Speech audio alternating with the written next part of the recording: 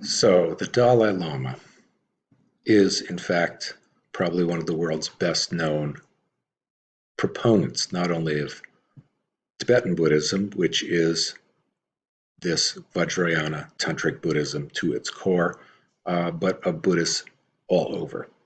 And he's been important for his humanism and for his being a face of resistance to the Chinese and of standing up for the integrity of the Tibetan culture.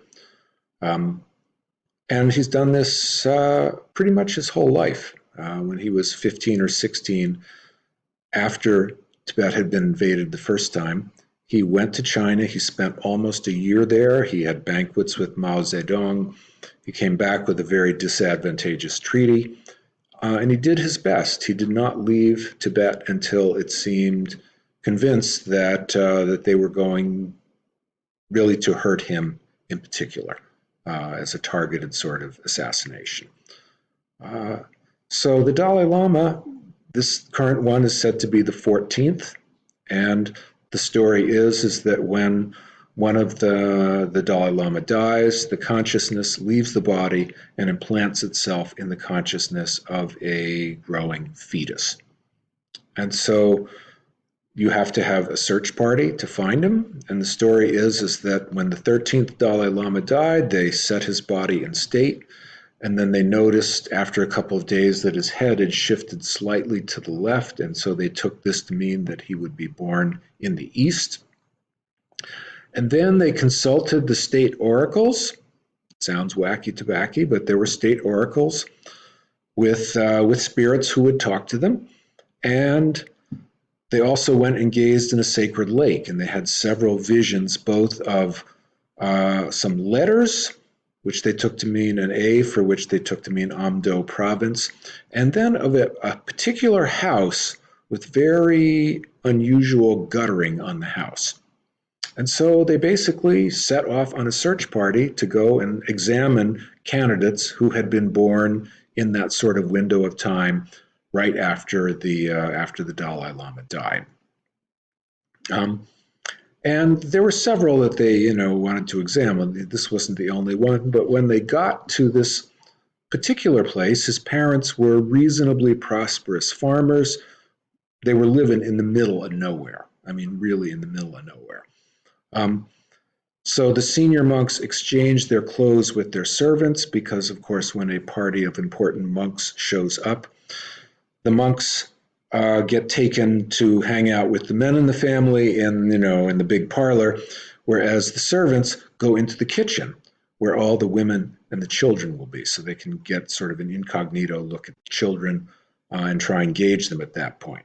And one of them was supposedly wearing around his neck the rosary, the japamala, of the previous Dalai Lama, and this 2-year-old kid looks at him and says, supposedly in a dialect that his parents did not speak, "That's mine, give it to me." Of course, what did the 2-year-old say? "That's mine, give it to me." So they were feeling pretty encouraged by this. And then they actually did some diagnostic tests.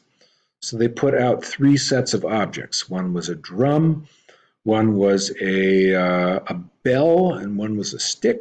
I forget if the second one was a bell. I forget what it was.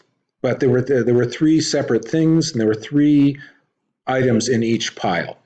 One of them had belonged to the previous Dalai Lama, and the other 2 had not. So with the drum, said he picked it up and he played it, a little hand drum, in a characteristic way that his predecessor had played it.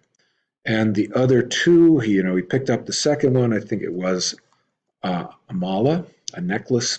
Picked it out right away. And the third one, he picked up one stick, put his hand on a stick for a second, and then thought about it and picked the right one. And apparently the second stick, the one that he'd first done, he had owned for a little while and then given to somebody else, was the story. So in each case, he picked the right object, which is a 1 out of 27 random chance thing. And then the other thing they did was to examine his body for certain signs, because, for instance, the Bodhisattva, the Dalai Lama, is supposed to be the incarnation of the 4-armed Bodhisattva of compassion. So one of the things that they looked for was moles on the trunk of his body, on his sides, which stood for those other arms, as well as other sort of physical characteristics. And after a while, they were satisfied, took him back, and began to train him. He finally arrived back in Lhasa when he was 5 years old, and then went into this very strict training process until he was basically 20. At which point he was 23, he was 24 when he fled finally to India. So he tried and tried as a young leader to keep peace between the Tibetans and the Chinese who were invading them, but he was not successful. So he's been in exile since 1959.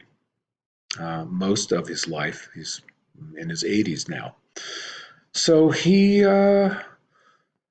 one of the things I have often wondered was, how do you sustain yourself and maintain your sort of optimism in the face of an overwhelmingly powerful enemy and odds that you don't know whether it's actually going to work? And one of the characteristics for this really was his daily Buddhist practice. He spends 5 hours a day, wakes up very early. He just spends 5 hours a day doing religious practice, including meditations, and then only later would he attend to affairs of state. But he talks about himself as being on the bodhisattva path and of having this bodhisattva ideal be his ideal for what he's doing, serving the Tibetan people, serving both. For a while, he was the political leader as well as the religious leader. He renounced the political post for an elected government about 10 years ago, but he still serves as the religious leader of the Tibetan people. And he's coming to the end of his life. When that comes to an end, it's interesting. It will be interesting to see what happens, because the second most important Lama, the Panchen Lama, who trains the Dalai Lama when he's young and then dies, and then the Dalai Lama identifies the Panchen Lama and trains him, and so these two are in sort of tandem with each other. The Panchen Lama died in 1996, the last one. The Dalai Lama identified a candidate, and the Chinese communists identified a candidate, and the Dalai Lama's candidate sort of disappeared and has not been seen for 20-some years. And the Chinese say he is living very happily in China and does not want to be bothered. But it's very likely that this could happen again with the Dalai Lama. From the Chinese perspective, this would be an ideal way to sort of take over Tibetan Buddhists, gain control of Tibet. You gain control of the person they respect the most, and then, they'll do your bidding after that. So the Dalai Lama has said he might not be reincarnated at all, or he might be reincarnated in a place like Sikkim or Darjeeling or Ladakh. These are all areas in India which are culturally Tibetan, but are, because they're in India, the Tibetans are free to do that. Okay. The Dalai Lama, since the very beginning, since even before he left, was emphatic with his people that they needed to resist nonviolently, has never condoned violence, has never advocated violence as a possible way of resisting the Chinese. And some of this is just simply related to ideas of karma. If you get something by violence, you will inevitably sow the seeds of its own destruction by doing violence to get it. Doesn't want to do that, has been very emphatic that you don't want to do this. The Chinese have been really unusually brutal and thorough in trying to put down Tibetan religion. In 1989, the year that he got the Nobel Peace Prize, there was extensive demonstrations in Lhasa, and hundreds of monks were shot to death or beaten or taken away and have never been seen since. So the Dalai Lama, when he got the Nobel Peace Prize, which was kind of a slap in the face to the Chinese on the part of the Nobel Committee, he donated all of that money because, of course, he's a monk, doesn't need money. He's actually given up money. He donated all the money for relief efforts for the Tibetan people. He's a guy I have admired for a long time. I got to see him in person at a talk in 2008, and I was sort of halfway back in a sort of a big auditorium. But it's just something really quite remarkable to see. And I've heard lots of stories, people coming to him and just sort of being impressed, this sort of air that he has. I'm going to put up links to a couple of these videos. I'll put up the URLs in email, or you can also, if you're in the PowerPoint, can do that. In the first one, you'll notice that it talks about the Dalai Lama and technology. You'll notice that the subtitles are in Dutch.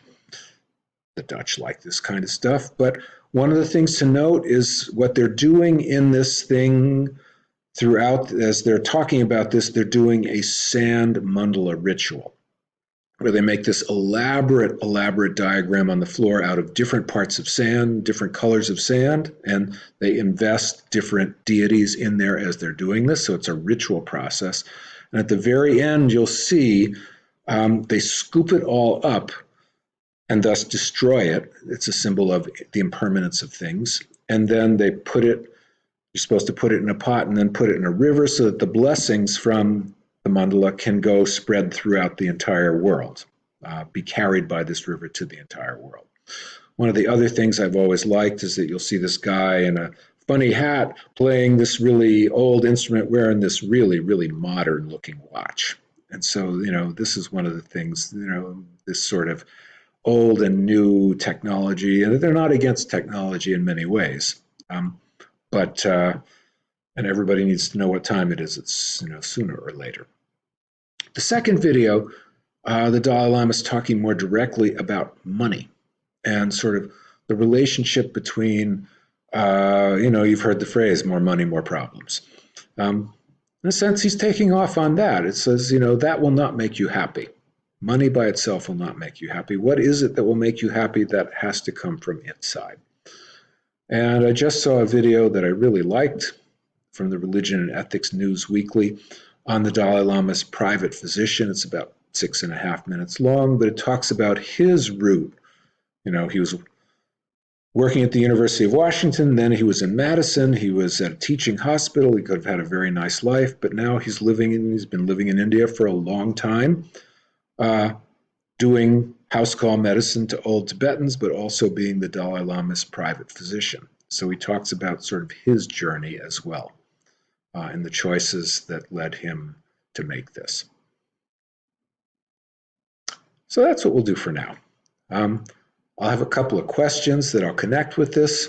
Again, in an email, I'll make sure that I get the permissions right so that you can edit it. And I will see you in person on Wednesday. See you guys. Thanks so much.